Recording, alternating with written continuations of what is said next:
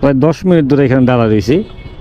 আর একটা জিনিস অনেকদিন পরে বের করলাম, এইখানের যে ব্যাপারটা মানে মিরপুর 12 থেকে মিরপুর 10 পর্যন্ত এই রাস্তাটায় 10 নম্বরের সিগন্যালে যখন আসে তখন গাড়িগুলোকে ছাড়ে না। এটার কারণটা কি? এটার কারণটা আমি বের করছি খুঁজে, অনেক বুদ্ধি খাটায়। কি সাক্ষ্য প্রমাণ আছে তোমার কাছে? এখন আপনারা জিজ্ঞাসা করতে পারেন কী বের করলেন ভাই? বুদ্ধি খাটাইছি এমন যে এই রাস্তায় যদি জ্যাম লাগানো থাকে তাহলে মানুষ কিন্তু মেট্রো রেলের প্রতি আকৃষ্ট হবে বেশি। কেসটা তুমি ধরেই ফেলেছো। এই কারণে এই রাস্তাটা ছাড়তে চায় না, সিগন্যালটা অল টাইম আটকে রাখে। আপনার বুদ্ধি ভালো। আমি এই জিনিসটা উপলব্ধি করলাম, আপনাদের তো জানাইলাম। আপনারা একটু চিন্তা করে দেখেন যে আসলে আমি যেটা বলছি ওটা কি ঠিক আছে কি না।